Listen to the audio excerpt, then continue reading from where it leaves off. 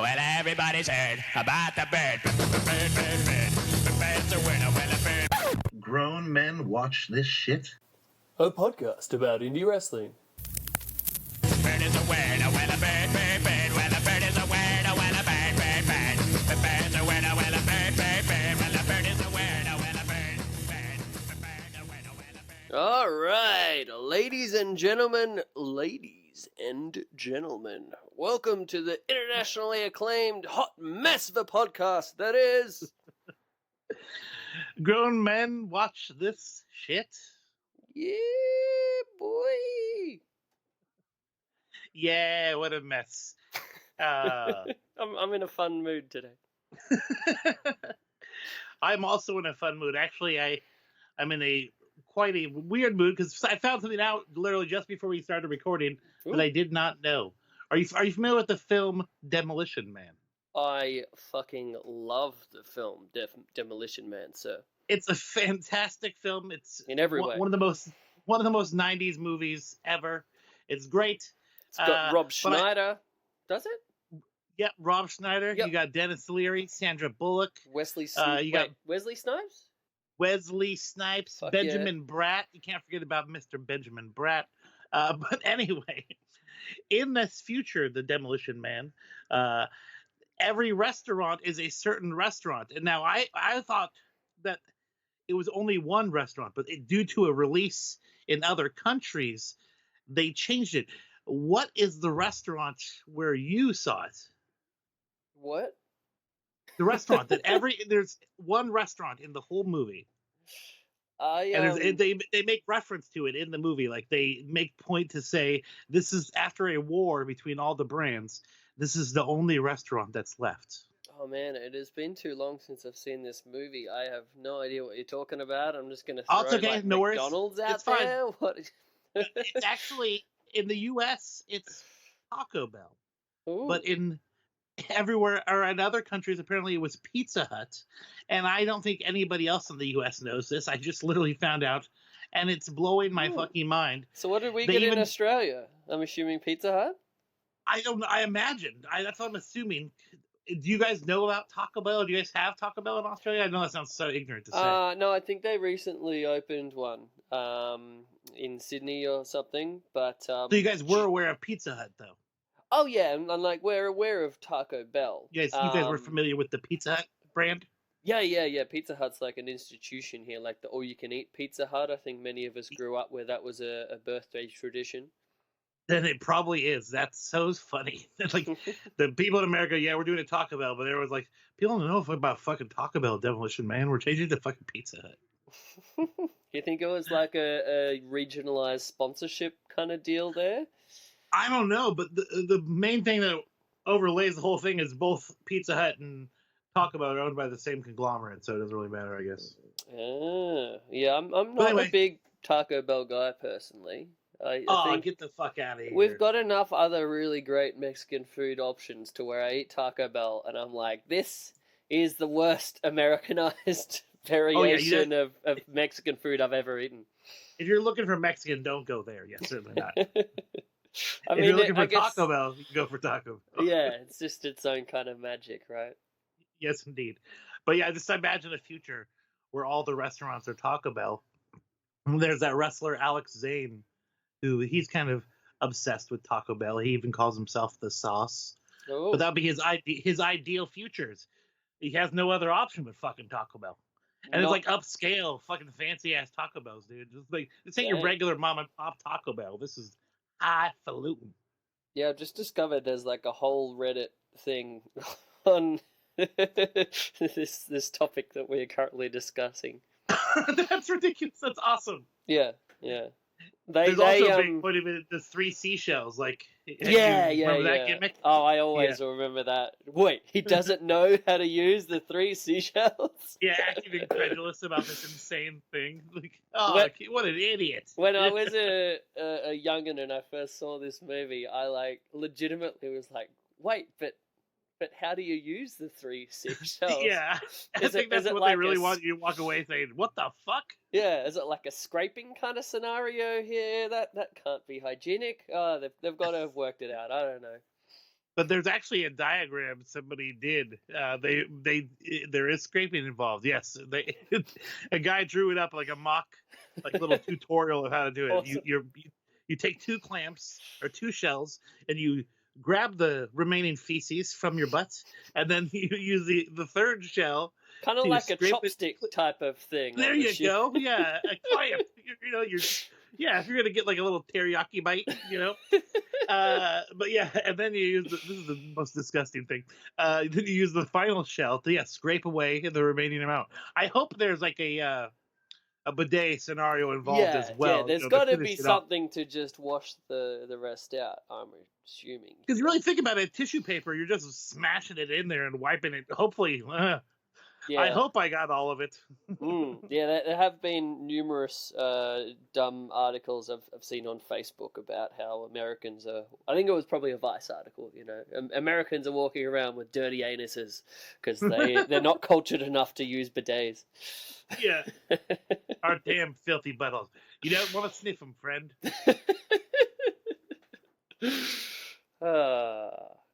Nice. And since we're getting started late, I might have to order food mid-podcast and get it delivered. I'm intrigued. It'd be fun. Might be excited. I don't know. So what's happening, dude? I have a pho waiting upstairs in the fridge from a leftover lunch the other day. So I'm gonna. Now, was this a place that had a punny name or a straight up name? No, it was just was it like fucking or fuck you or? No, there are a lot of options when it comes to. There is a one in Annalee, not far from where I live, that does a really great Vietnamese, and they're called pho Q, and I thought that was really good. But no, this one was just like mint Vietnamese, not a very exciting name. No, but those are the better ones. You don't want the one with the gimmicky name. They're just worried about the food here, not the puns. Not the flash. Yeah. To me, I look at it the other way. I'm like, if you can put that much effort into the pun, you probably put a fair bit of effort into your food. That's how I like to think. I don't know. All right. Yeah. I've been good otherwise. This is the week where Courtney has left me alone. She's gone to your fair country, sir. She's spending the next week or so in, of all places, Salt Lake City for a very prestigious derby tournament weekend. Oh, awesome. Yeah, so that should be fun. The games start on Saturday, I believe, so... it'll be pretty fun for me keeping up with all these derby games, in addition to getting caught up by this fucking life-ruining experience that is the G1 Climax tournament. That I'm Lord.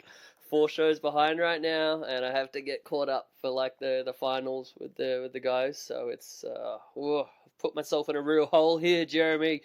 I think I can dig myself out, but it's gonna require some stick-to-itness. You're a braver man than I. Thanks. I got my buddy coming over tonight.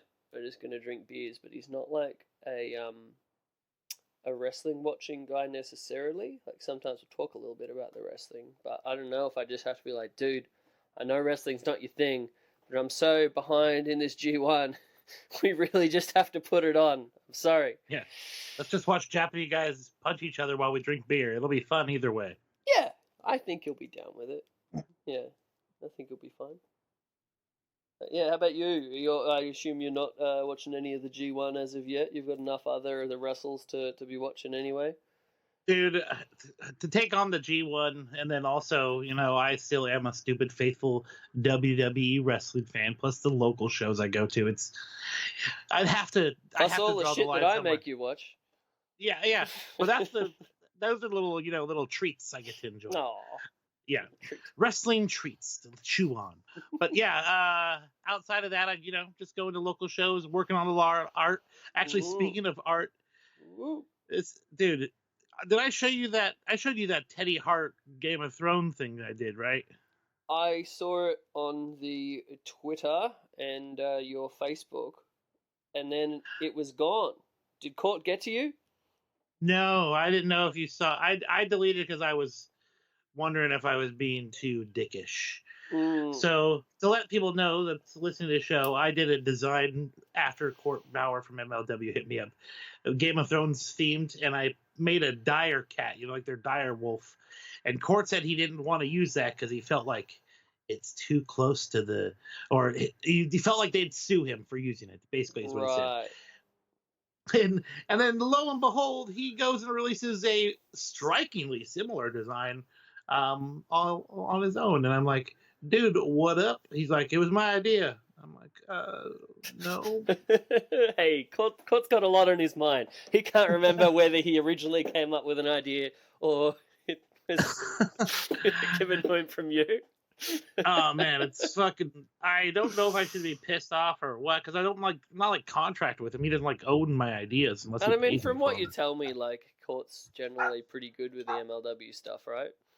Yeah, for the most part. Yeah. Oh, fucking cat's chasing the dog, or other way around. Sorry. Anyway, yeah. So I was just kind of miffed. I took it down because I felt maybe I was being too cunty, but it is lame to see almost an exact. It's an almost identical thing.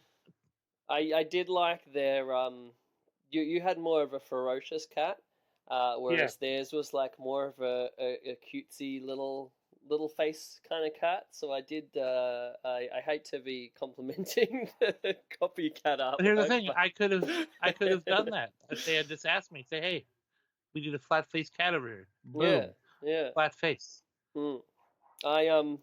In watching some MLW recently, I saw the merch stand in the background, and I saw that awesome LA Park design that you did a little while back with the chairs and the eyes and everything.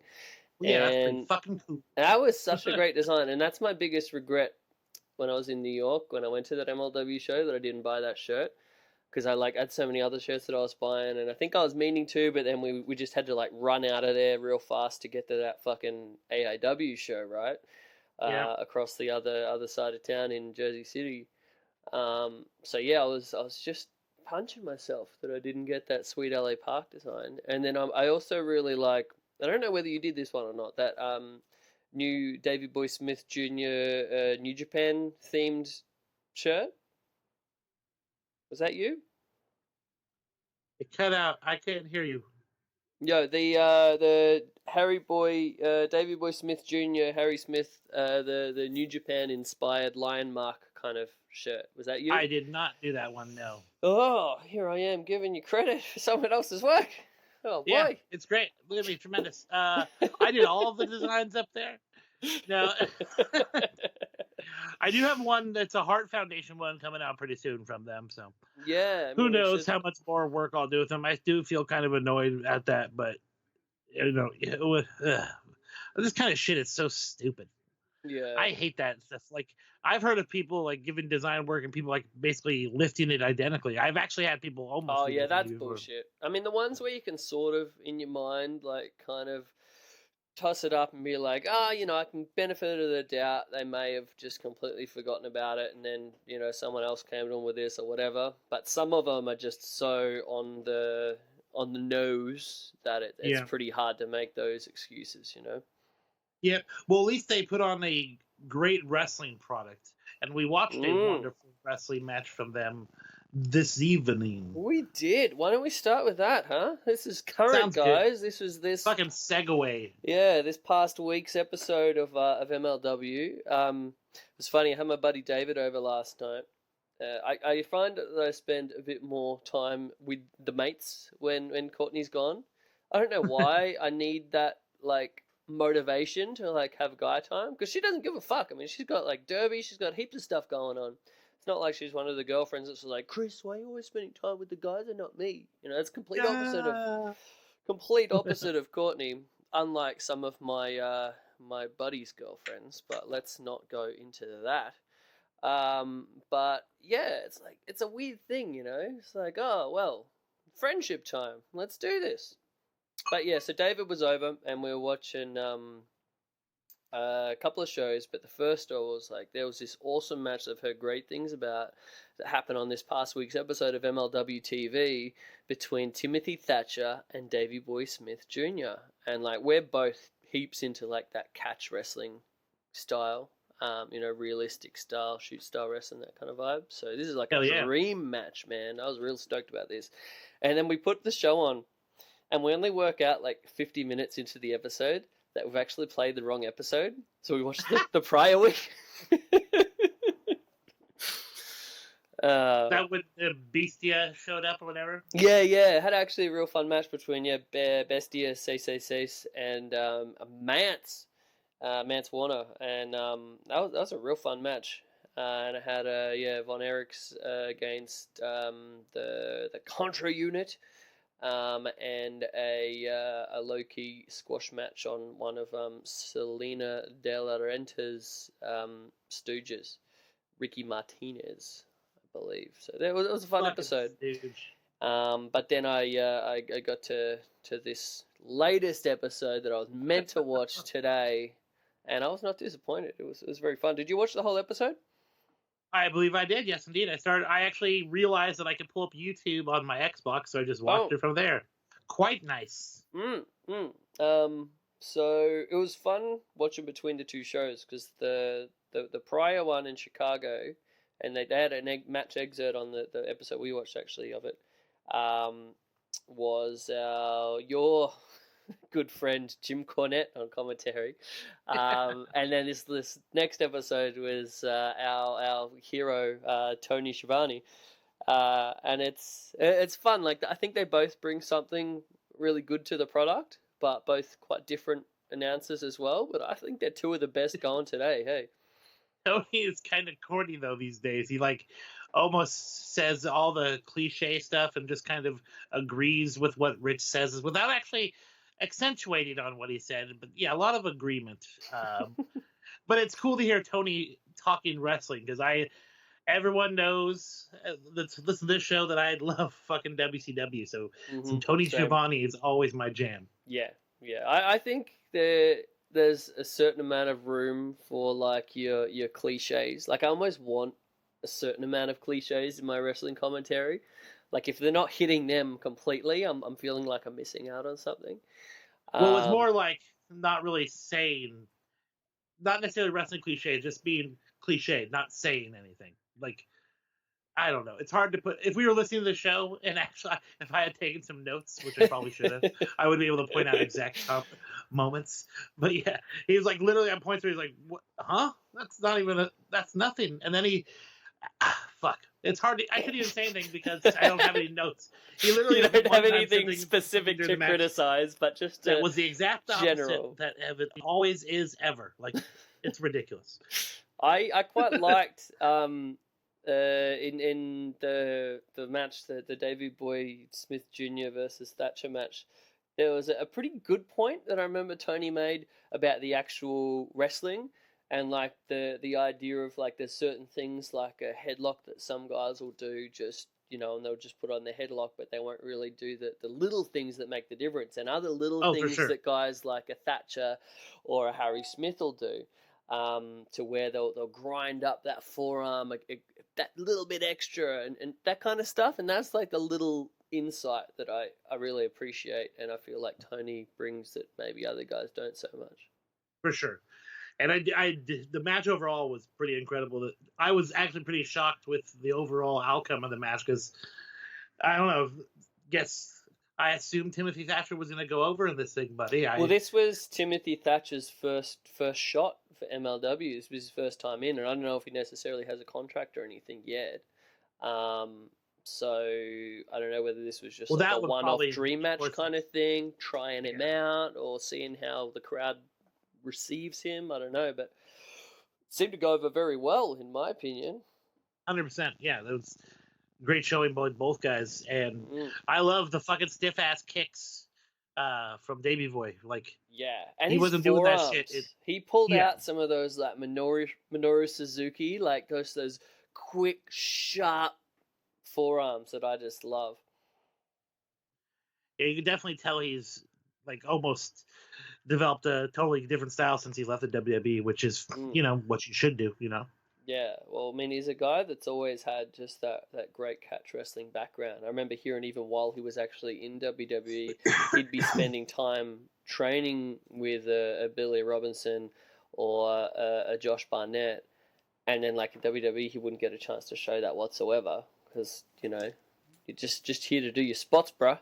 And Yeah, then kick and punch, bro. yeah, and then it's funny, like as much as people put over New Japan for having the best wrestling in the world, he didn't get to show that in New Japan either because they just have a certain expectation for some of their guys in, especially like your big muscled up tough guy types like him and Lance, and he just all he would say, like there was actually that interview we talked about last time where he was like saying about how all he gets to do is just the kick punch, big power guy stuff, and not actually get to show off the wrestling. And then this was such a great example, in addition to like that Bloodsport match from earlier in the year. But this is the Davey Boy I want to see more of a spotlight on. Hey.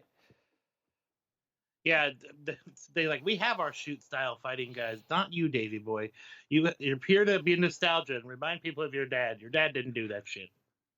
Yeah, that's probably that's probably one of their reasons. You know what I mean? Yeah. Well, I remember he actually said in that interview with Hannibal that he wanted to, like when Dynamite died, he wanted to do like a proper tribute match to him, and he came to Gato and asked him, and he was just like, nah, we're not going to do that. That's fucking weak. Yeah, and like so I think in the match that he had that night, he made sure he put in like a diving headbutt and some other things, but he didn't actually get to have like the proper tribute match that he wanted to. He did have that one for Real Japan not long after, where he had like a match with the latest variation of Super Tiger, where he like really got to do a proper Dynamite tribute, but yeah, it's a weird one, but apparently Davey Boy, from what I've heard, he's in pretty high demand in the US market now as a free agent. Have you heard much about this? I had not. Here, just go on. Do you know what companies are coming to call him? Well, I mean, obviously he's had the MLW has been one of the only companies that has actually utilized him to his strengths, so I think that's kind of like a home base. But by the sounds of it, we do see some guys crossing over and doing both MLW and some other promotions such as the All Elite Wrestling. I've heard that JR is a big fan of Harry, so I think that could definitely be one of the main places I've heard of. The other one that I heard that was a bit of a long shot, like kind of out of the blue type of thing, is Billy Corgan's NWA. Apparently Billy Corgan's pretty high on him too. Oh, that'd be kind of cool. Did you hear the big announcement of their TV coming up? I saw the fucking the article, but I didn't actually read. So much wrestling shows. So there was like a YouTube video that Billy Corgan put out, yeah. And basically said they're doing 2-night taping in Atlanta later in the year. The big thing of it was that they didn't actually announce what the taping was for. They just said TV. They didn't say whether it's going to be syndicated, whether it's just going to be like a YouTube thing, whether it's going to be like something on the level of like Championship Wrestling from Hollywood, or whether it's going to be a deal like on Access, or maybe even bigger than that. I don't know. It seems like a lot of competition in the market these days, so it'll be interesting to see where it settles, where the dust settles on that one. So much damn content, man. But, I mean, I've been a big fan of the NWA stuff, especially like that Crockett Cup that we watched a little while back. Just their overall presentation's very good. But you start to wonder, like, if they're using exclusive contract guys, how many fish are in the sea for that kind of thing, Honestly, with how many people the AEW fucking picked up, but they're still allowing a lot of those guys to do outside things, right? Well, apparently they're cutting them off. They're having to finish up their dates, and we're getting... fucking... How about this for news? We did a big bad for not talking about this last time. GCW announced Joey Janela's Farewell for Now show. I am shocked. So I guess in preparing for the big TNT show on AEW, that exclusivity is is coming down. Yes, goes to show you that the good guy AEW isn't necessarily too much unlike those bad guys, the WWE. Just joking. But yeah, man, I'm excited to watch some NWA if they put on a good regular show. Like the Beyond show, I wish I got home in time to watch it live every week because I just forget about it, because that's really great. I'm really digging Beyond everything they do, like especially after watching Americanrana. Like Beyond has a great product, and the announcers are funny and silly, so I like the lightheartedness of it. So I think the overall presentation is pretty fucking great. It's very and I fun, could think very that could be my independent next wrestling. new independent company. Yeah, it's good. We are all over the place right now. We're jumping from one thing to the other to the other.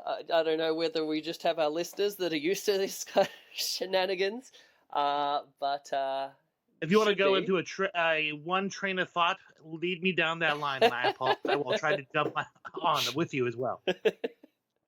I wasn't trying to go into the show necessarily about Americanrana, no. Just talking about how so many fucking shows are out there. It's hard to invest the time into. And there's so many good quality shows as well. Like getting back to the MLW show, like this is a show where I watched like pretty much every show from episode 1 up till like pretty much like the end of last year. I remember like there was a one in Fort Lauderdale where there was a really good match with LA Park and Pentagon Jr. I think that was one of the last ones I watched last year, and then I just like fell out of it. I fell behind. It wasn't for any reason like not the show not being good, but just the amount of fucking wrestling you have to watch these days. You know, it's crazy. Like a show that you actually really enjoy like that you just fall out of. And then now I've only to jump back on board on these last couple of weeks.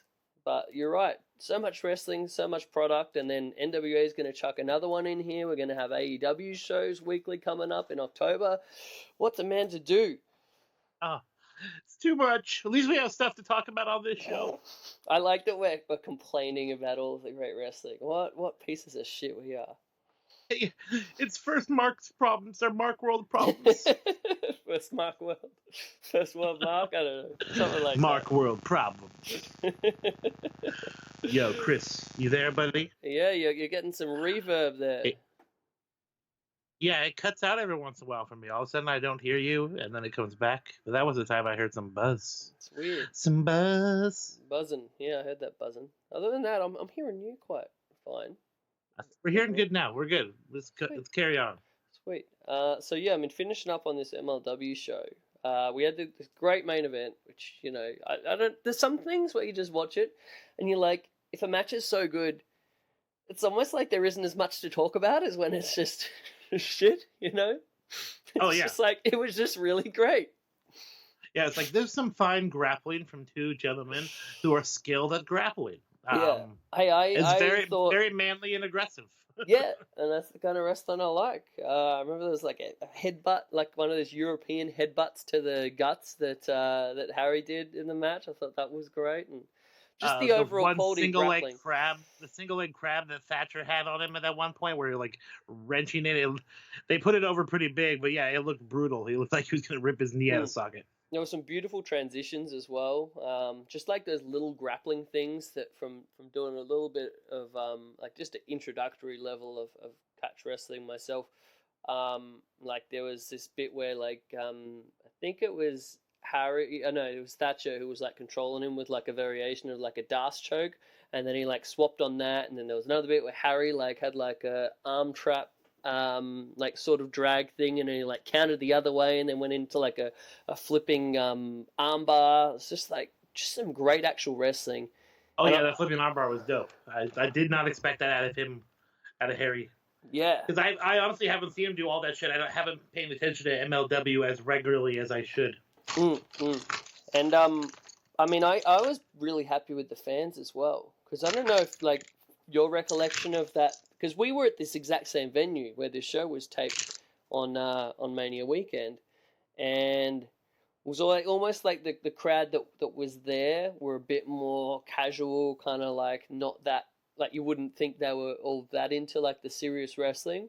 That being said, they were like pretty into the awesome Daga match with Minoru Tanaka that we were there for. But that aside, I wasn't necessarily expecting this crowd to be as there for this like example of like pure wrestling as they were, and they got really into it on this show. Well, there is a rampant fan base in the New York City. I don't know if you're familiar with that. Are you aware of that, Chris? How much people love wrestling in New York? A little bit. Okay, just making sure. That's fine with you. I'm more used to the rabid asshole New York crowd. Like that's and kinda... also with the TV show the MLW presents, sometimes you think it's gonna be a little bit more for the uninitiated. Sometimes they're trying to get new people in to join the show. They're not necessarily for the diehards. But yeah, what a tremendous match. They do provide a bit of everything for everyone, which like there's a lot of good variety, and that's kind of like really the rest of the stuff on this show. Outside of this, even family-friendly hardcore at points. Yeah, you saw the it was cool to see the Von Erichs. I'm digging that Court is like into the history as much as he is, and really kind of like pushing the second generation of that kind of stuff. I wasn't as much a fan of like what the hell is going on with them doing like the New Jack, like playing the music all the way through their match kind of thing. Yeah, and it was Stranglehold, like a Stranglehold ripoff. Was Stranglehold one of the Von Erichs tune, or is that what they all came out to? Because the song that these guys came out with was a like... it was like a Black Sabbath cover ripoff, wasn't it? It's a generic version of Stranglehold. Like, I think it's by Ted Nugent's band before he was out on his own. But anyway, yeah, Stranglehold. And I think they did come out. I'll double check. But yeah, dude, I previously when I see these guys wrestle, I wasn't too high on them, but they've definitely improved greatly. Yeah, I mean, they don't really wrestle all that often. Like, because I remember there was like a TNA show way back in the day they did in Dallas, and they used the Von Erichs. Von Erichs had done some stuff in Noah as well. And you get the impression that if they were wrestling more consistently, they could really be something. But they'd just be so sporadic with the amount that they'd wrestle. I don't know if that's kind of like hampered them a bit. But yeah, they seem to be getting a lot better. And like there's so many flashes of like you watch little things that they do, and you're like, oh, that's a Kevin Von Erich thing right there. Oh, that's a bit of Kerry. Like, and even like little movements. So you're like, oh, that's like a fucking David Von Erich thing. It's pretty cool to see. Were you much of a fan of? Yeah, and it was totally. Go on. Sorry, I mean the Ted Nugent. It was Ted Nugent and it was Stranglehold, and that's what Kevin Von Erich came out to back in the day. Oh, there we go. That makes sense. So yeah, they made some sort of like variation. You like when DDP used to come out to their rip-off Nirvana song. I mean, I'm not opposed to the actual song itself. I'm just opposed to like, y'all ain't New Jack. You know? Yeah, I just thought it was cool that they went out of their way to make something that sounded at least similar enough to their dad's tune, and they didn't have to pay royalties. Yeah, well, MLW is good like that. Like they do the cover of Loki's music that's like pretty much almost like completely on the money, like the exact version of what he used to come out to in ROH, which I think is like a Tupac song, like an instrumental version of a Tupac song. Yeah. Yeah, but that's awesome. They're good with their music. For sure. But yeah, I'm have pretty high hopes for the Von Erich boys. I'm a big fan. Were you ever watch much World Class from back in the day? My dad tried to get me to watch it, but I wasn't into it so much. I used to watch it every once in a while, like on Classics, because he would have it on ESPN Classics back in the day. Yep. So if I caught it, I caught it, but never went out of my way. I only got onto it probably in like the early 2000s, and I got like this DVD set of just like Best of World Class type of thing, and I didn't even know that much about it other than like I think I read. Like Dave Meltzer had like a really good historical write-up about it, which I think WWE ended up using that almost like verbatim for their Von Erichs DVD that they came out with. But that's awesome. Alas. But as soon as I just saw like just the magnetism of like the Von Erichs and like the crowd reaction to them and just that fucking rock star thing, like their production was so much better than WWE's has ever been. And like just Michael Hayes and the Freebirds, like you just watch that and you're just like, whoa, I don't think I've ever seen anyone as like fucking over in wrestling as like the Von Erichs and the Freebirds were back then. But just it was magical, man. I love it. So yeah, it kind of like warms the heartstrings watching the Suns little bit concerned though. Like, oh, I don't know whether this family should get back into the wrestling, eh? Court, keep them away from any pills, motorcycles, all that shit. Yeah, yeah, exactly. Jeez, did you watch the Dark Side of the Ring thing on the Von Erichs? As a little aside. Oh my god, I haven't watched any of those, dude, because I know they're good, but I don't want to be so fucking depressed about the thing I love, man. Wrestling is so dark and has such, but I guess I shouldn't ignore it. You know what I mean? Well, I am one of these guys to where I love depressing shit like that. I'm like, wrestling, honestly, is a fucking depressing thing. Like, any movie about wrestling, like the Mickey Rourke the wrestler, I'm like, that's fucking right, because the real story of wrestling and wrestlers is a fucking sad one. Hell yeah. But yeah, I honestly I love the Dark Side of the Ring ones. The one they did on Gino Hernandez, fuck dude, you should go out of your way to see that. I learned some stuff, and I was like a big Gino Hernandez fan as well. Did you? Yeah, he was that. He was that guy that was he from Texas that was going to be basically the next guy, but he died super young as well. Yeah, I mean, he still did a tremendous amount in his short career. Like, he pretty much was like one of the great. He created the dynamic of the cocky, young, arrogant, good-looking heel. Like, he started that because he was just so fucking good at it. He's like, so Shawn Michaels kind of lifted. Yeah, pretty much. Same thing, like Randy Orton kind of lifted a lot from it as well, I'd say. Like his tag team, like back in the day with Tully Blanchard was like probably the best version of like those two young, good-looking bad guys, that kind of thing. But yeah, hearing the actual like inside story and like the stuff from his mom and like all of the mystery and intrigue of like the mafia in the death and all that kind of stuff, dude. Wasn't his dad rumored to be like some famous one of secretly a wrestler? Yeah. There was the big rumor that his dad was Paul Bosch, who was basically the Houston promoter and one of the greatest wrestling promoters of all time. And yeah, it's like one of those things where it's like, was he, wasn't he? There was a thing where I think I can't remember who it was, but someone went into Paul Bosch's office and he had like a picture on his wall, and they were like, oh, why have you got a picture of Gino on your wall? And he's like, no, that's a picture of me from my 20s. I was like, ooh. Oh shit. Yeah, but they didn't really touch on that too much in the documentary. But yeah, there are a lot of rumors. What the fuck? Who has a picture of themselves on their wall in their 20s? Like, look at me. I could see that as like a dude, look how gorgeous I was. A 50-year-old former wrestler and promoter. I'd have a picture of myself from my wrestling days. Yeah, that's true. Any non-wrestler, that would be weird. If it was somebody who didn't do something like that, like, look at me. In my virile 20s. I love that. Like a manager at a Walmart in his office who's like got a picture of himself in a Speedo from when he's early 20s. Well, I don't know why he's doing Speedos, but hey, that's cool. Look how fucking gorgeous I used to be. Yeah. Before Walmart. Yeah, it's amazing. Like the stories of how hot the business was in Texas, and like the Freebirds, as you mentioned, like there was one of those acts that when I first saw them, you remember that. You're like, that's a fucking act. That's a presentation, man. Yeah, they had huge TV all over. Like they were one of the top-rated wrestling shows outside of their own market. Like they had their show on in fucking Israel, and it was like one of the top-rated shows, and they were like begging them to come out, and they actually did a couple of tours of Israel, world-class championship wrestling. It's nuts. That's insane. Yeah. But yeah, that's a bit of an aside. But yeah, MLW show. Real good. Would recommend.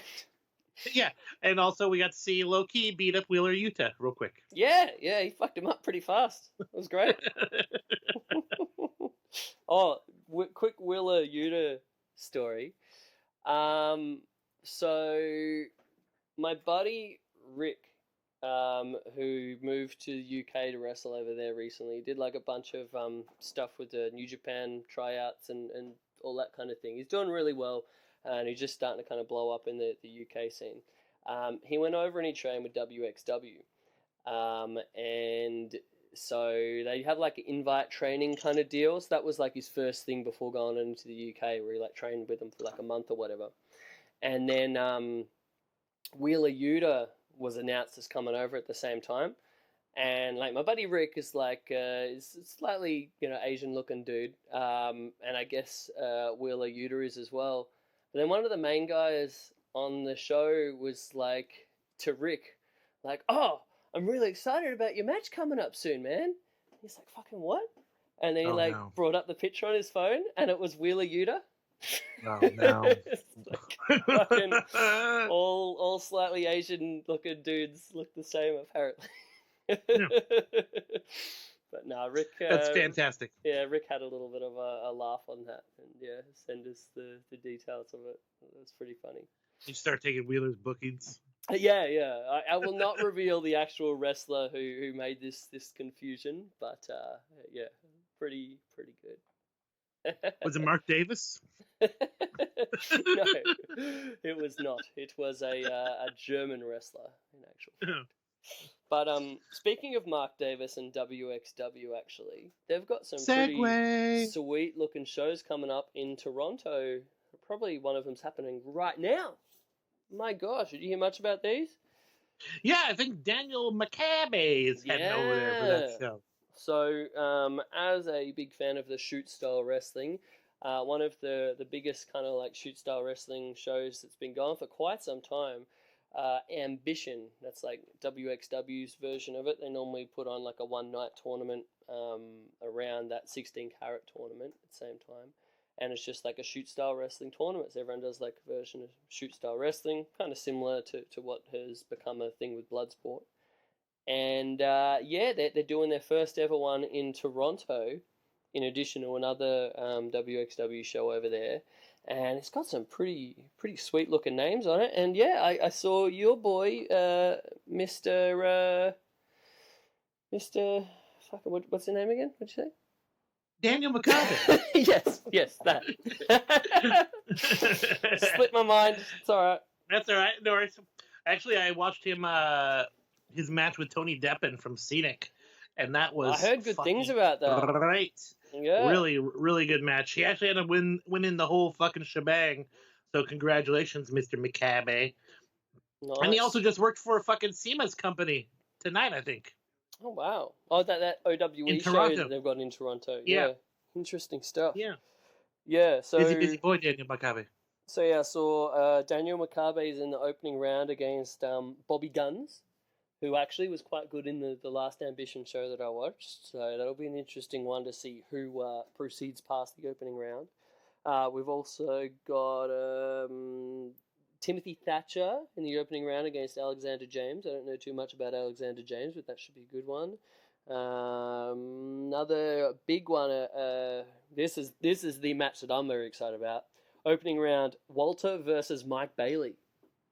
Shit. The rematch of Mike Bailey's chest. Yeah, there's going to be a lot of chops and a lot of kicks, I'm assuming. I like a kicky choppy fight. Yeah, me too. And then a super fight, like it's a non-tournament, but super fight, fucking legend of shoot-style wrestling, creator of battle arts and one of my favorite wrestlers of all time, Yuki Ishikawa against Tyson Dukes. Holy shit. Yeah. I just got super excited for Daniel because he loves battle arts, so he gets to meet that motherfucker if he hasn't already. And I'm sure he would be doing a little bit of training in the pre-show as well, because fucking awesome. I've known a couple of other dudes, like Australian wrestlers, that have trained with the Yuki with some battle arts style training, and they have nothing but amazing things to say. He's just a great dude. So yeah, that show looks really good. And then the following night, they've got another show where, of all matches, they're doing the rematch of fucking Walter and Daisuke Sekimoto. House fight. Yeah, and that one, like their last match was like 5 years ago, and Walter's gotten a lot better since then, and Daisuke is still fucking amazing. So damn, I'm excited for this show. Should be great. I think there's another one on that show with Yuki Ishikawa against Thatcher. So, boy, I think I'm going to be watching some WXW when the G1's over. Yeah, that sounds awesome. WXW is on Independent, right? No, they're on the. They have their Fight older TV? shows on the High Spots network. Oh, okay. But they've got all of their own shows on their own WXW network, which my buddy David has or had a subscription of. So I'll see whether he still has that, and we might be able to watch some WXW. Well, yeah, sounds But good. there's a question on there of whether there's a couple of WWE contracted boys, mainly Walter. Hear about the news how they're cutting off these guys' ability to work on shows that have streaming networks. So is like Walter's match even going to be up on the WXW streaming site? I don't know. Yeah. Or isn't Walter like? Doesn't he have both Progress titles? Yeah, pretty much. But yeah, it's a weird time, and like whether Progress and WXW are going to get added to this new tier of the Evil Overlord network. Who knows? And then Jim leaving Progress. Yeah, man, that was like really the hammer in the coffin. I mean, I don't know if I'm looking at this in too much of a dark way, but really says everything about it, the UK scene and all that. It's dead. UK wrestling's dead. WWE killed it. Well, there are some still shining companies that are doing quite well, like Fight Club Pro's still doing awesome shit and doing pretty great houses. I think Rev Pro's a little bit down because they haven't been able to put on as many of their super indie kind of matches that they have in the past, but they're still doing pretty well. But yeah, I don't know about Progress. It's in a weird place, hey. That's regression. Yeah, I saw a lot of people complaining about the UK thing this week, but it's like, didn't a lot of this stuff already fall out like 6 months or a year ago? People were complaining about it then. Or maybe they're just tightening up the strings a bit more now, and it's really going to be affecting stuff. I don't know. Yeah, probably before it was like just a rumor or people assumed that was happening. They didn't realize how much the strings were going to be tightened. But yeah, unfortunately, too bad. Luckily for the people who are in attendance for the shows, I guess. Yeah, might be one of the last. They still get to see their Walters or whoever, their Pete Dunnes or their Mustache Mountains. But yeah, not on your streaming service. Sad day. I'm wondering whether it has something to do with that next UK takeover show. Apparently, not many tickets are being sold for that. So maybe they're like, hey, people aren't coming to our shows because they can just see these guys anywhere. So let's make them more exclusive and actually go to these WWE NXT shows, the UK ones. That's kind of what happened here locally. Like some companies didn't want guys working other shows, and it kind of rose people the wrong way. When you can see one guy working a show for $20 and the other people are charging $40. Who gonna go? Where are you gonna go?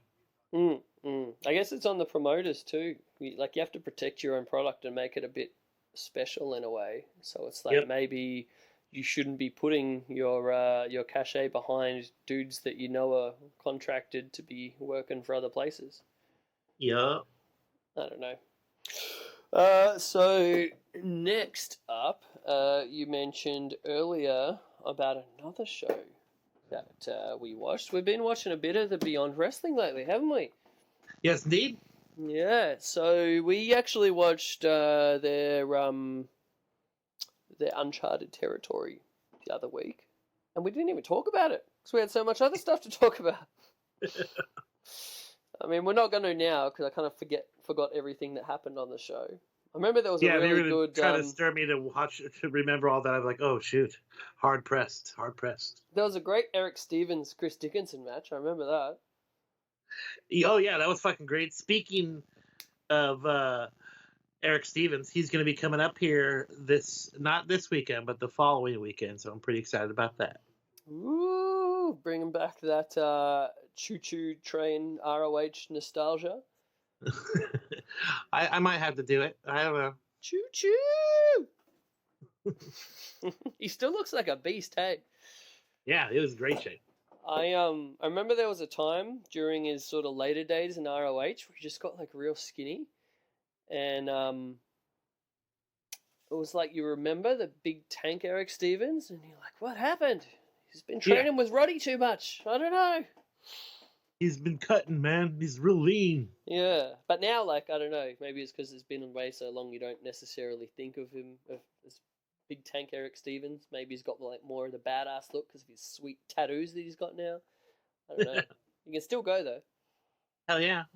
Yeah, and man, Chris Dickinson has just been impressing me so much lately. Hey, like between he's through uncharted territory. They've basically been having like a bunch of these sort of like trial matches in the lead up to his big huge match with Daisuke Sekimoto that we watched on Americanrana. Had like a big one against Kingston, a couple others, but yeah, every time I've just been. Dickinson's one of my favorite guys in the indies right now. Full stop. He's one of those. When I first saw him in Evolve, I think he was tagging with Jaka at the time. I was like, this guy is fucking legit. Like, he looks the part. He's badass. He's strong style as far as American can be. You know what I mean? And the intensity. The intensity and the look, honestly, even when his hair's balding and he's kind of got the Caesar ring, he still looks fucking tough. Yeah. That's why the Dirty Daddy moniker works so well. How good is his extended intro on the Americanrana? The putrid papa! The filthy father! Yeah, so Dirty Daddy, Chris Dickinson. I love me some alliteration. Good job, Rich. Yeah. Oh, our boy, friend of the show, Rich Palladino, killing it as always. So yeah, the last episode that we watched of Uncharted Territory was actually like the final build towards Americanrana, and I didn't even know it at the time. We watched it mainly because there was a real good match with Dickinson and Thatcher, right? I believe. Honestly, I don't know. I just this was 2 weeks ago. I don't know what happened 2 weeks ago. I remember the Joey Janela promo. Yeah, that was really good actually. Like they had a big final confrontation between Janela and David Starr. David Starr, you are David Starr. And it was just great. Like, I didn't expect it to get me as up for this match as I did, and they really recapped the whole multi-year history of the feud and everything. I thought this was really well done.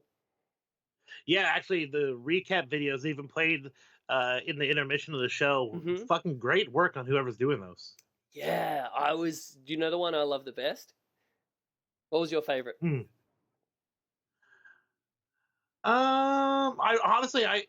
I loved the Joey one. I hate to go back to the easy answer with the one we were just talking about, but I love the history of the way because I didn't know about how long it had been going on. So that's a great story to actually have it play out and come together like this. Yeah, my favorite was the one with Brian Alvarez and Filthy Tom against MDK and what's his name? I love this guy. Thomas Santel. Yeah, Thomas Santel, who you did a T-shirt for not too long ago, right? I did a couple actually. And do you remember him from the WWE? Yeah, as the fucking one of the heartthrobs. Yeah, heartthrobs. What a complete gimmick change. I really love just this like kind of Iowa wrestling nerd gimmick that he's doing right now. Like he's such a nerd burger, but he's like a tough nerd burger, you know? And it's kind of it's like a cool version of Marty's dad, George McFly. Yes. Yeah, with the glasses. Yeah. I just love this whole gimmick. And yeah, the idea of all people that he's fallen in with as his tag team partner, none other than the leader of the MDK gang, Nick fucking Gage. It's just a great dynamic. Nick is so awesome. He's like just a character. He's like independent wrestling Hulk Hogan. He's just fucking ridiculous, and I mean that in the nicest way. I just legendary. Not racist way at all. But we don't know about that. Yeah, I don't. I would assume not, but I don't make any assumptions. Assumptions here. Either way. We're not going to cast any aspersion or make any assumptions here. But yeah, this hype video for that match was bloody great because it like had like over the top of the highlights, they had actual audio from Wrestling Observer Radio. Yeah, where like Filthy Tom and Brian Alvarez were talking about this, and like Brian Alvarez is finding out on the air that Santel's tag partner is none other than Nick Gage. He's like, what? You didn't tell me this. You signed that contract on my behalf. He's gonna murder us. And they continued Brian's that. so great. Yeah, he's awesome. I've been a big fan of the Wrestling Observer Radio for a long time, so I'm a big fan of Brian. And his wrestling is really good too. He's been doing it for so long, you know, one of the real stalwarts, is that an appropriate word here, of the Pacific Northwest scene? Yeah, and he's one of those guys that he can talk about wrestling from both a fan standpoint and an actual worker. So anyone who talks shit about Brian Alvarez and his opinion, he at least is educated in that opinion. Yeah, and he's been like putting in the amount of time in that ring and years in that ring and like training properly under like dudes from territory, like Portland wrestling territory Buddy Wayne. days. Yeah, fucking legend Buddy Wayne. So he was, I guess, originally Chico Alvarez. Yeah, Chico. That's such a great name. Yeah. It's funny though, like you always think of like Brian Alvarez as being like a smaller dude, and like when he'd always talk about his own wrestling, he'd be like the smallest guy. Then you look at him in the ring in like this match, and you're like, he's pretty much like the same height as Nick Gage and Thomas Santel here. Maybe it's touch below, but like not in any way like a diminutive man. He's a midget. No. But yeah, I mean, just jumping in, I thought that match was really fun. That was one of my favorite things on the show, actually. Hell yeah! As you said, Thomas Santel, fucking great. And Nick Gage is not a wrestler I typically would ever like, but it's just something about this motherfucker. You just connect with him, and when he says he loves you motherfuckers, I think he does. I think he really loves me. I honestly believe that. Anytime he says it, I'm just like, yeah, fuck yeah. And like the way he like comes out and like does his like kind of like mosh pit. He like creates a mosh pit on his way to the ring, and he's like high-fiving dudes and like like remembering people and going over and dapping them up because he fucking remembers them. Yeah, like fuck yeah, you motherfucker, you showed up, cool. The fucking best man. Fucking amazing. Metallica music going on is in the background. It's just like iconic, you know. You got like Sandman, and then you got fucking Nick Gage, right? And then you got that after that presentation, you got geeky Thomas Santel coming out with his glasses thereafter, being like, "Yeah, I'm MDK affiliated, yeah." And the Chop and Roll Express, what a great name! I like how they're both simultaneously like comedy, but they also were legitimate grapplers, so they have that going. I really enjoyed that that opening sequence of just display of great grappling between Alvarez and Santel. I thought that was amazing. Agreed. Great wrestling. And then just like Nick can actually wrestle as well. People just think he's like a deathmatch guy, but when it comes down to it, he's totally proficient. I enjoyed the story. Yeah, you gotta have that in your back pocket, you know, to shock people. Like when Kevin Nash does an arm drag, everyone's like, "Whoa!" He's not just all back elbows in the corner and a he shitty can drag powerbomb. arms. Yeah, so this was great. The story of the match of the big teasing when Nick Gage would get in the ring with Alvarez, and then he finally just fucking murders him. Yeah, great. Beautiful storytelling, I'd say. Yeah, that's terrific professional wrestling right there. Yep. And I need just more Thomas Santel in my life. This guy's awesome. He's been if one you of my come up with favorite... any ideas, let me know, because he wants other T-shirt ideas, but I've been drawing a blank. I think you need to get some real throwback inspirations for that, like some Luthers, some like 50s wrestling, 40s wrestling, that kind of thing. Mm-hmm. Yeah, I think they're the inspirations we need to look for here. Going all the way back to Frank Gotch, that kind of shit. Oh, man. But yeah, so I mean, what were the other... We don't need to go over every single match in Americanrana, because this was... Let me just say, guys, this was a fucking long show. Bro, I did not... Because I remember there was a fucking Iron Man match, so I knew at least we were going to deal with 1 hour long match. So generally, if you're going to do an Iron Man match, you would like curtail the rest of the show a little bit. They did not hear. It was a 6-hour show. It was like past the 4.5 hour mark before the Iron match even started. Honestly, like, I was ready, like, oh, okay, cool, I can watch this last match and go to bed. And like, oh my god, it's an hour. Yeah. Oh, I can't. I didn't even get up to the women's match, and it was like 12:30. I was like, I need to go to bed, and I had to watch the rest the next night. But hey, it it delivered. Was worth it. It was fun as shit. Like for a show that's going to go delivers. that long, it was very good. So what were your main favorite bits, my friend, that are worth talking about here? I'm gonna pull up the card again so I can remind myself. You go ahead and fill some of us. Bring us up to some of the ones that you quite enjoyed. The opener with Johnny Foxwoods, John Morrison. Yeah, that was great. that was pretty fun. Who was he working? What's going on with this card here? You gotta bring us up to date here. You got it up here. Oh yeah, fuck yeah, Josh Briggs, dude. Josh is awesome. Yeah. He's one of these guys that's really getting over in Evolve, right? I don't really watch Evolve anymore, but I've heard Josh Briggs' name a lot.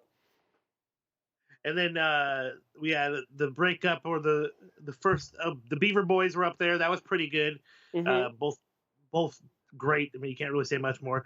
But then I like that they went back to the EYFBO name as opposed to LAX, and I was like, oh, is that like a bit of a because even on Uncharted that's Territory, a different match, man.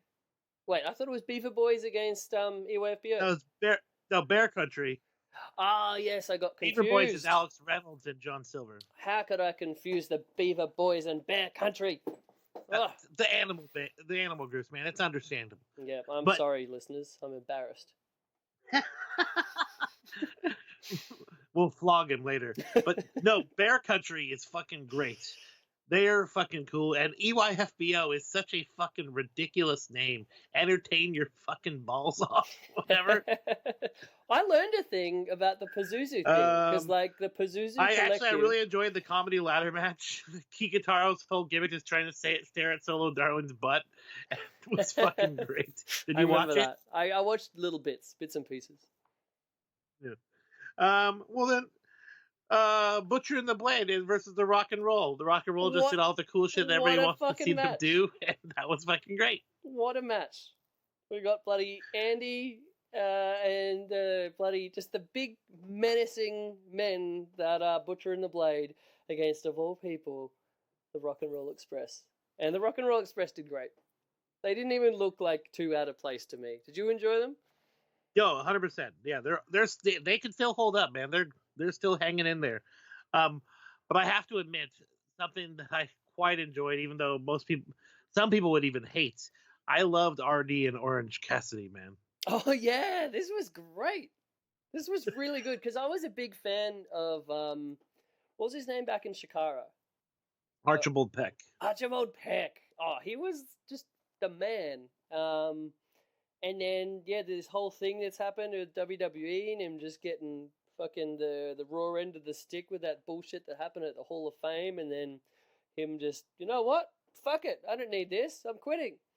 And then he came back and had his retirement match, career versus title, against Orange Cassidy. And what an emotional affair. I love how everything played out.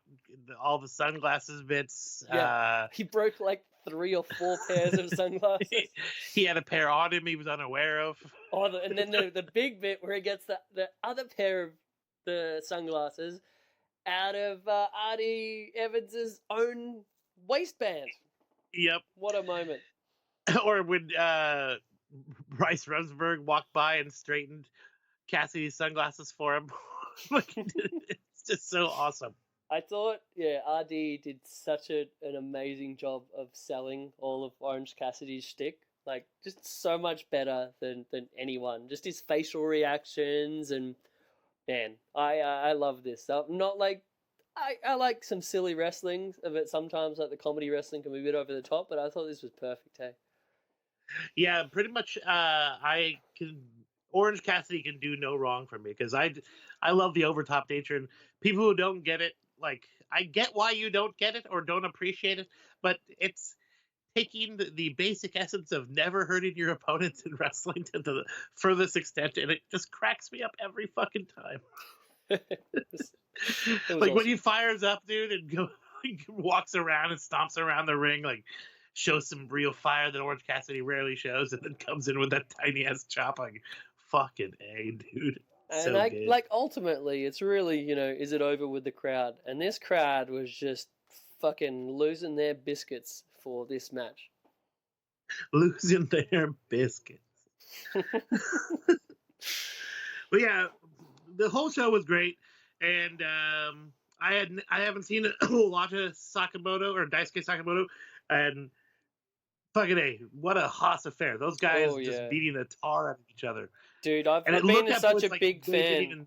I've been such a big fan of Daisuke Sakamoto for like so many years.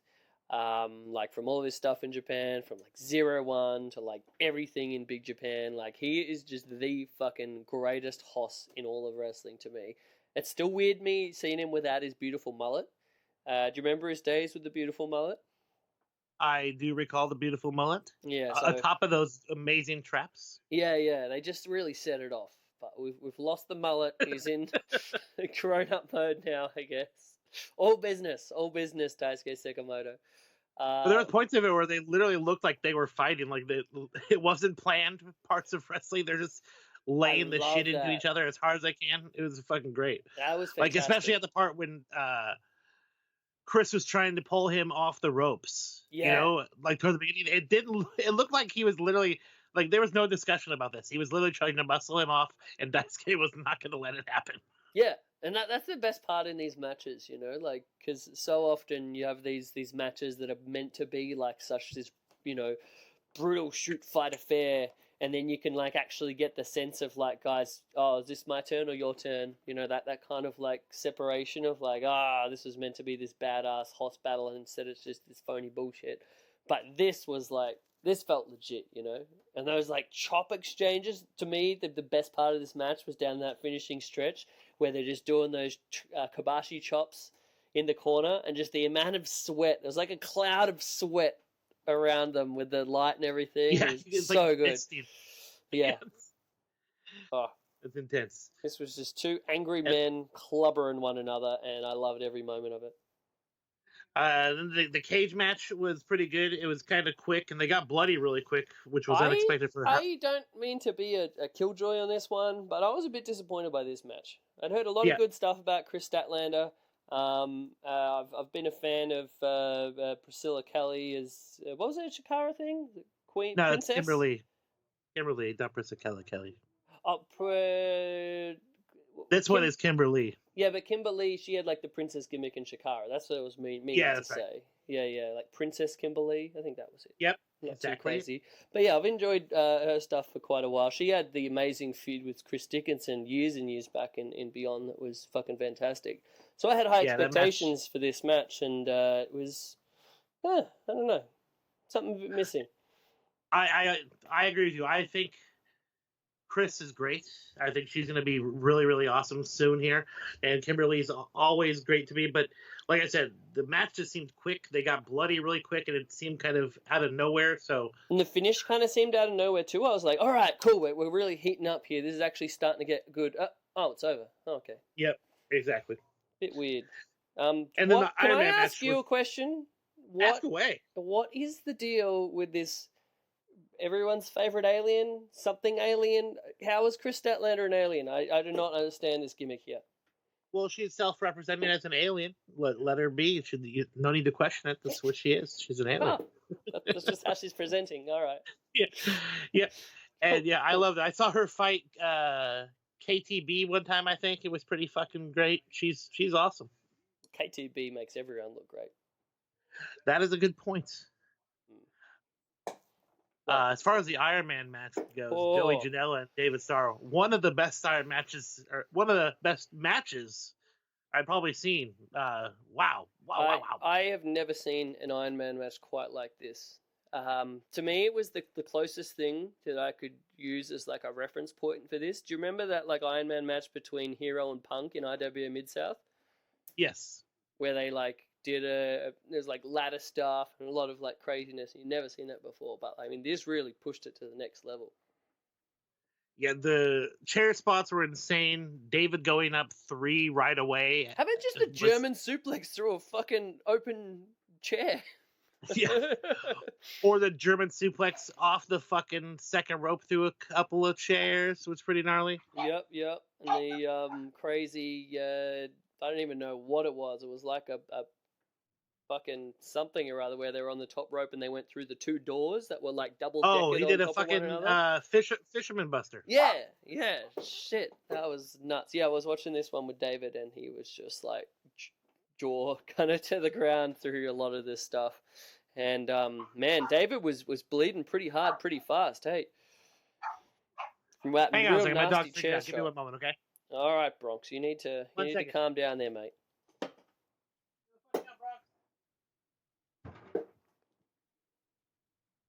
Stay tuned, ladies and gentlemen. This sometimes happens. You, what do they say? Children and animals during podcasts? I don't know. I've been really happy lately because Jelly and Ziggy have been much better. So we only have Bronx that's doing the run-ins of the podcast, whereas so Jelly and Ziggy are just curled up and sleeping. And that's really Bronx decided he did not want the cat walking around. He needed to let the cat know it was not cool that he was walking about, so he was barking at the cat. Rightfully so. You got to put that cat in its place, you know. Fucking A. So yeah, guys, it's something else where you're like watching a 60-minute Iron Man match, and it was like they started out with like the thing of both dudes were like too proud to actually use the weapons. And I guess primarily like Joey, you know, Joey's trying to kind of show that he doesn't need to use those weapons to beat David Starr. He's a wrestler. Yeah. He's an ace. Yeah. And I thought that was real fun. And then it was David Starr who was the first to use the plunder, as you might say. And then Joey's like, well, shit's on. And yeah, there was a fucking nasty chair shot, that first one that David Starr was bleeding off of. And then, man, it just went nuts from there. And that was like about just after the 10-minute mark. So this was nuts. The blood was so nuts. I was like, man, what is with the spree of big time matches with a ton of blood in the last couple of months? It's almost become the staple. Blood is back in wrestling a lot. I'm all about it. As a fan of mid to late 80s Crockett wrestling, I like me some blood in wrestling, and I'm glad to see it's back. If everyone's safe and has their documents done where their blood work is fine, then yeah, I'm all for it. It definitely adds to the fucking appeal. David, the blood pouring down his face and him like barely being able to move and like just twitching his arms like when he's selling. Like I love when he does that. He like kind of just lifts one side and his arm just twitches. Like I was talking to my buddy about this. Dead. We actually had dinner before this match, and we were like talking about this match coming up, and we were remarking about just how fucking good David Starr's selling is. And like his variety of selling and like the subtleties and things like that. And he showed all of that in this match. It was just real funny. We were talking about it, and then you just get to see it like right up front like that. Such a great wrestler. Highly underrated. I think a lot of people don't give the guy a lot of credit. I think he's fucking tremendous. It was weird because he's been a great wrestler from the first time I saw him wrestle, but it wasn't until he had this big breakout in the UK to where he really got the cred that he deserved. And then like sort of after that and his work in WXW and then the UK and Rev Pro and everything, then now he's only starting to kind of get his due. But I mean, some people just don't like him. I guess they're not a fan. Maybe they're Republicans. I don't know. I have to be 100% honest. At first, I didn't like him just because he dated a girl I know and she didn't like him, and I like sided with my friend. But then I'm like, but he's a good wrestler, so what the fuck am I doing this shit for? It's funny when that stuff happens. Yeah, you're like, Oh, we're not even that close. So I just know her. Yeah. I know her. He was mean to her, but that doesn't mean it should affect my relationship or how I view it. Yeah.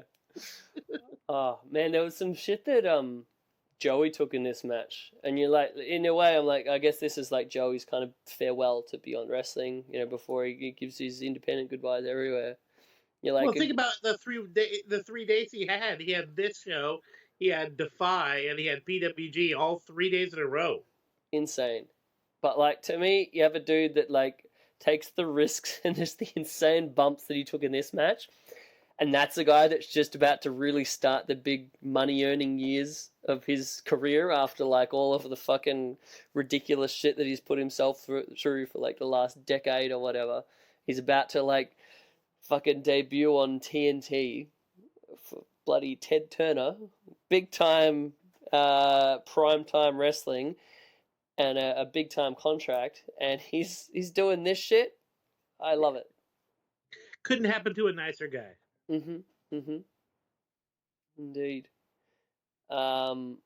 So there was just some shit where you're like, what? Like that where they got their side of the cage from the previous match and like put it over, and one of the fans actually helped Joey like set it over the barricade because he's having a bit of trouble with it. And then it was like a superplex off of the top of the ladder to the outside through this fucking side of a cage. Ah! Yep. Joey was going for the superhuman elbow drop, which fuck this shit. Great videos, but yeah, holy shit! Did you see Joey's back after that? Oh man, it was so nasty. scraped up. It was ridiculous. I bet that was probably the most painful thing is him hitting that cage. Yeah, we were like, I guess the cage would give you a bit of protection. You know, it's got a bit of give in it, but at the same time, it's you know, all the things we've been taught about those chain link fence cages in all of our years of watching wrestling. That shit will cut up an apple. That's like razor wire. I love that shit that we, as wrestling fans, that we decided, yes, that's 100% painful. It's going to hurt you like a motherfucker. I just saw this picture recently of Chris Jericho with his face barely into the cage as Road Dogg pushes his head into it. It's like a publicity photo. But it's like, yeah, look at all that pain from the cage. No, this is Joey Janela falling 16 feet into that shit. That's fucking gnarly. So good. That was one of those things as a wrestling fan that I fucking hated when WWE started their thing of like, they'd have cage matches, but they had the ban on juice, so like no one could actually bleed in a cage match. And I'm like, this destroys every bit of believability that I had in this match. How can you be in this torture chamber and not be bleeding? This is ridiculous. They're still grating their face against the cage still. Yeah, but no one just bleeds. Yeah, it's weird. People have just got thicker skin now, you know? Not emotionally. Yeah.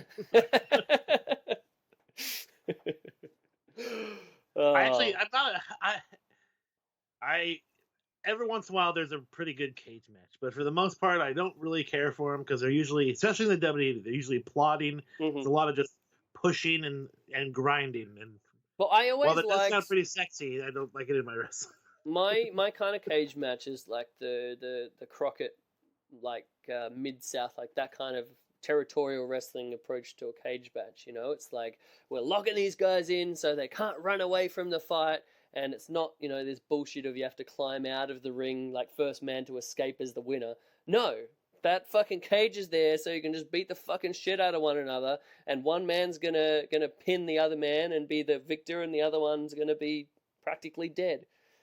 I wonder when they added that rule. Like, it was like a WWE thing. I think it was just, that was Vince's version. He's like, well, we should just have first guy to escape the cage will be best. Do you think they did that to give the heels an advantage to get over being a heel? Because what babyface wants to win by running away? I would assume it was probably done to start with for like, if you have a heel champ and you're like, oh shit, we've got a cage match coming up. We can't have the heel pin the babyface. So how about we just have the heel escape the match, and then we protect our babyface. Yep, I figured as much. That would make sense. I don't know. I thought the pacing of this Iron Man match was great in terms of the falls as well. Like, it was quite well done where David Starr got ahead, and then Joey, like, evened it up and got one ahead, and then it was kind of like neck and neck, and then just going down that final stretch. And they did that so well on getting the final decisive pinfall with like 2 seconds to spare. How the fuck? And I think at one point in the match, you saw the referee asking what the time was left to the people in the back. And I think it's because they knew how important the timing for this spot was. Yeah, the timing announcements got a bit lax there. I remember we got a 10-minute time warning. We had like a 20-minute. I think we had a 30-minute. And there was a 3-minute one too. Yeah, but like there was that, a big gap in that. Oh yeah, Rosie and Jamal. Yeah, I like that. At the time, I popped a little bit. They probably didn't do it on purpose, but I popped a little bit. I didn't even think about that till now. But good attentive watching, my friend. Listening, sir. I listen with my ears, not watch. Oh. Sorry. Right. So yeah, this was great. People should go out of their way to watch this. This is one of my favorite Iron Man matches I've ever seen. The whole show was fucking great. Yeah, the Iron Man match, definitely one of the best I've ever seen, and possibly my favorite match so far this year. Whoa, high praise. Woo! That'll change on the next show I go to, probably. Mine, I was thinking the other day, I've still got Shingo and Ospreay in the finals of the Best of the Super Juniors as my favorite match of the year so far. I still gotta watch that fucking thing. Oh, so good. So, as a final thing on this show, how bloody good were the post-match promos between Joey and then David Starr? I cut it off and went to bed. I thought they were better than the actual match. Oh, actually, I think I watched Joey's and I heard David get on the mic and say, "You didn't sell out. You didn't sell out." And I think I cut it off after that. Oh man, you cut it off right when his like real impassioned thing of explaining like the independent thing and how people kind of get it a bit sideways and thinking that he's burying anyone that signs a contract. But he's like, it's not about that. It's about like us banding together as wrestlers and like taking back the control from these fucking money grubbing companies who want to pay us as little as they can to actually like band together, like form a fucking union, get healthcare and get like the money that we fucking deserve, and we should be looking after one another. And it was just fucking great. It was like heartfelt. You said like the passion, like the crowd just went nuts on it. Oh, and then Jesse Ventura staged him off to Vince. No, it's the other way. Jesse was the one that wanted the union, and it was Hulk that stooged him off. Oh, yeah. That was fucking Don't you badmouth Jesse Ventura, sir. I knew I had it twisted as soon as I started saying it. But, yeah, there was just like an emotion there. The Hulkster doesn't want us to be. But I wanted to say the funniest part. Did you see the announcement while they were putting up the cage or taking down the cage from the Beyond Wrestling promoter? Well, listen, yeah. What's his name? Drew Cordero? I don't know his actual name. I think it's Drew Cordero. But yeah, you had this big announcement, building it up, saying thank you for getting us to our biggest point. The highest attended Beyond Wrestling show of all time. For a company that, for these uncharted territories, there's like, 100 people there? And then for this big show, they got over 1,000, which is very cool. But yeah, he built this thing up with this big announcement. It's like, we're going to do something that's never been done before in independent professional wrestling. We're going to change the game. This show's been great. You know what it is? You people want to know what it is? And then this guy just calls out, healthcare!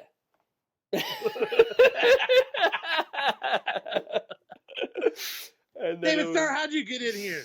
It was the greatest awkward moment of like, no, we're not going to do that, but we're building our own venue for the new TV show. Oh, I love that. That'll be exciting. Maybe they can make it like the temple in Lucha Underground. Yeah. Like an office built into it to the side where he can come out and it'd be great. Yeah, maybe we can work towards the healthcare, but in the meantime, at least we've got a custom built venue for the weekly shows. But yeah, great show. You know what else I watched this week, sir? This is going to come a bit out of left field. What? I watched that shitty Page movie, Wrestling with My Family, for the first time. Oh, you did not? I did.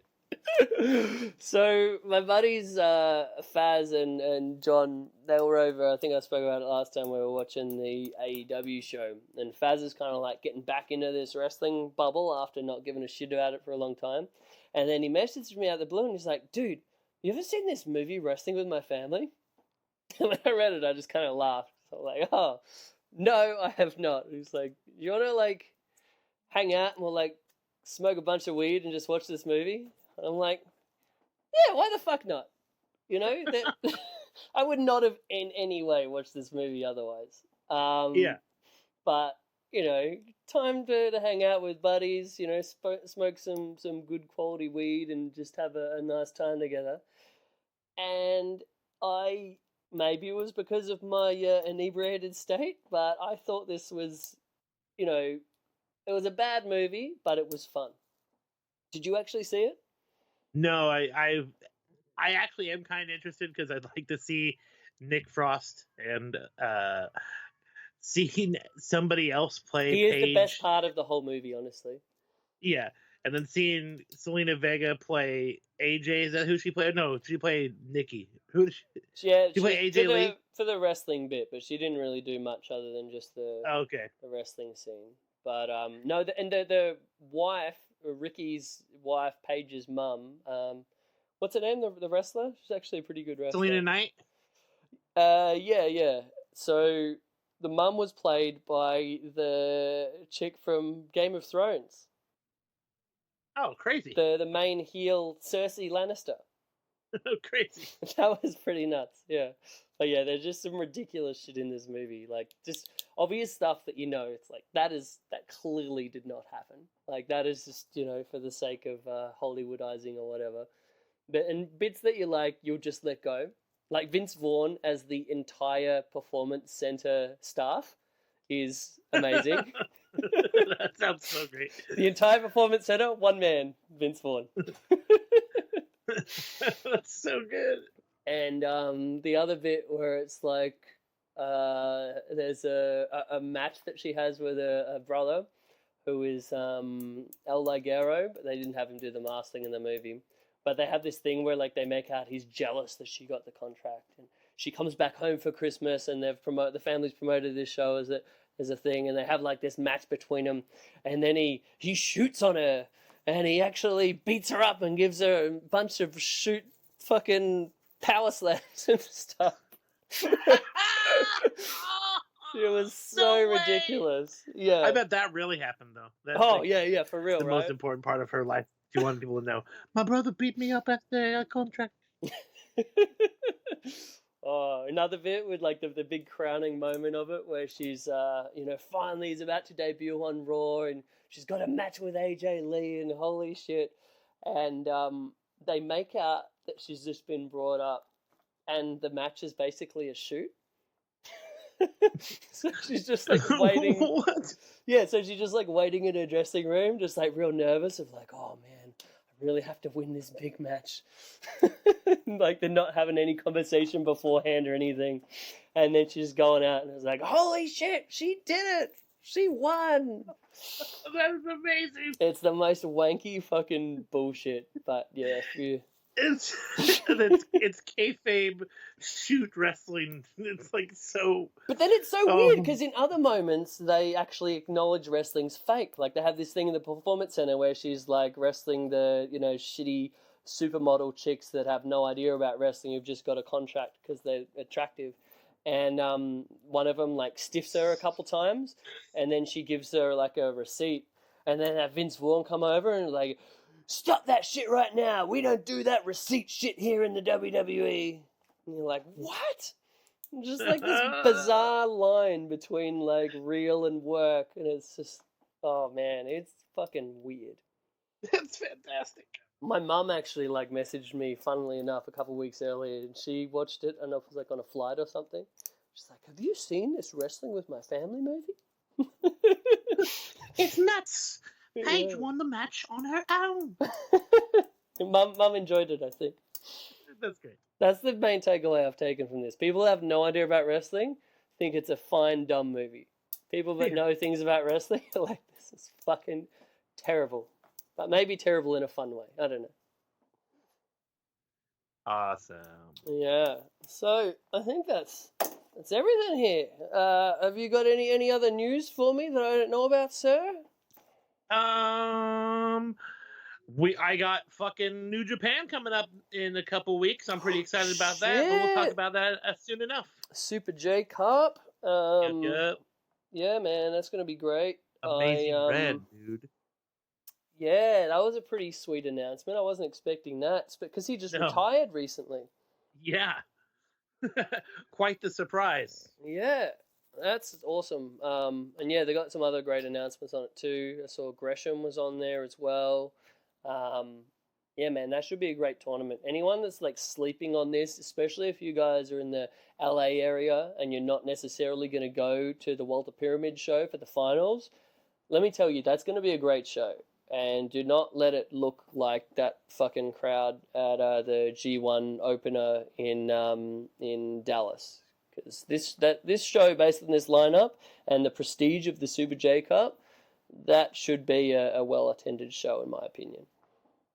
And the other exciting news is BOLA tickets will go on sale on Thursday. I was about to bring this up to finish up this show. We've had our final competitors for the lineup announced, and yeah, on sale date. So I think I'm gonna have to shit or get off the pot, as they say, for deciding to go on this trip or not. Let me know so we can get those tickets planned. I think I'm gonna do it. All right. I was looking up flights the other day because I want to go to this Bloodsport show in Atlantic City beforehand and then come back over, and I found some $1,800 return flights from Australia. Holy shit!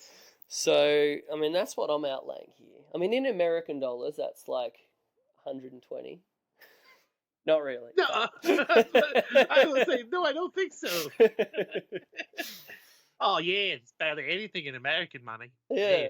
I think it's gotten pretty bad. It's like 60 cents to the dollar with Australian dollars versus American dollars. So, so 1,800 Australian dollars for my entire return flights from Australia, including going to Philly and then. Well, I'll be very excited to see you if that pans out and you actually end up over here. That'd be cool. Yeah, man, I think I will. We'll do our big BOLA weekend hangs, and I found out on the off day for BOLA there is a crash show going on in Tijuana that I'm thinking I'm going to go to with John. You think you're going to get on that? Ooh, I have to get my passport or enhanced ID, or can you just walk over the border there? I have no idea when it comes to American visas in Mexico, my friend. I probably just need a passport anyway, so that's fine. Or enhanced ID. Yeah. All right, dude. Yeah, we need to roll. My dog is giving me this look that he says, "Dude, I need to take a fucking crap." Yeah, let's get out of here. But for all of you that didn't know, the final announcement that got me over the line, final man for this lineup of the 2019 version of Battle of Los Angeles. In addition to all the guys that we spoke about on our last show, I mean, we had some big ones added here between Jeff Cobb, Dragon Lee, Pentagon Jr., David Starr as well. I'm very excited about that. But the last one that really just put it over the edge, fucking Daisuke Sekimoto. So I'm like, oh. Daisuke versus fucking Orange. I on Twitter, I can't remember who it was, but they were like, the big announcement has to be Super Dragon, and I'm like, fuck yeah, like that would get me to go over. But then if not Super Dragon, Daisuke Sekimoto. But yeah, then I think it was it Rob who was saying about the best matches that we could possibly have for Daisuke Sekimoto, Tony Deppen and Darby Allin. And I was like, oh, fuck yes to both of those. I really hope we get one of those. But yeah, I'm stoked, man. Crazy looking tournament. Hell yeah. All right, well, I'll plug my shit. I am Jeremy Tate. I am also at Jaims Vanderbeek on Twitter and Instagram. So give me a follow. Do it. All right. Hey, I am Chris Things on the Twitter and Instagram. Follow me, especially on the Instagram. I have a whole lot more art coming at you soon because I've just finished up an exciting project. And now I'm on to another one that. Here it is, the big old announcement that I've been teasing a little bit in the last little while. Contract is signed.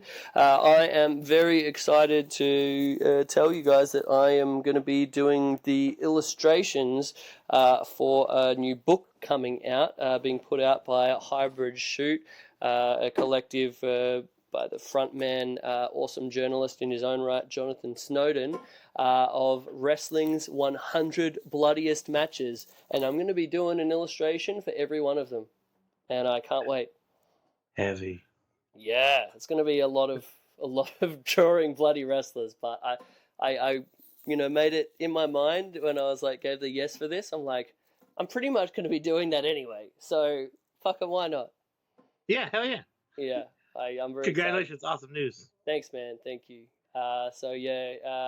Everyone keep your eyes peeled on that. I'll be having a little bit of a preview of maybe one of the first illustrations coming out soon. And then, I'm going to be plugging the shit out of this book when it comes out. So, yeah. Thanks to our friends over at the Social Suplex Podcasting Wrestling Network. Thank you guys for facilitating, what we are able to do here, even though Jeremy is almost getting us kicked off by burying every other show. Did they hear that? I don't know. I didn't hear anything back. So I'm almost like, if I didn't hear anything back, is that worse? I don't know. Yeah, they're heated. Yeah. Well, if you're listening now, I'm sorry, guys. That was just for the comedy. I popped for it. Thank you to our friends. We got the One Nation Radio as part of that podcast network, Ricky and Clive Wrestling Show, Keeping It Strong Style, and a lot of other great stuff, including All Things Elite. And there's another one, but I don't even know if he's still on there anymore. So I'm just going to, rather than continue to plug shows that don't exist anymore, I'm going to say thanks and see you later. Yeah, don't promote another show. Yeah. It's not on the net. Let's not do that. Oh, Courtney, by the way, right. Very much enjoyed your sign-off last time of being bitten by Bronx. That was fantastic.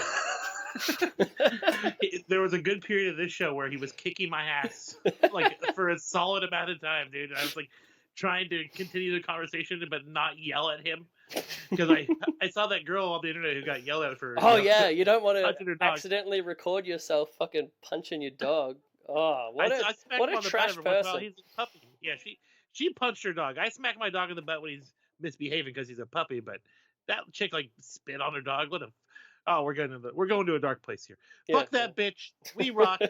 Rock rules. Yeah. Get swifty, motherfuckers. Hey. Just a quick question. What did you end up deciding for dinner? Oh, I didn't order anything. I think I'm just gonna have a hot dog. Are you gonna Uber Eats that hot dog? Is that how this works? I got a cup upstairs. Okay, all right. Enjoy that, man.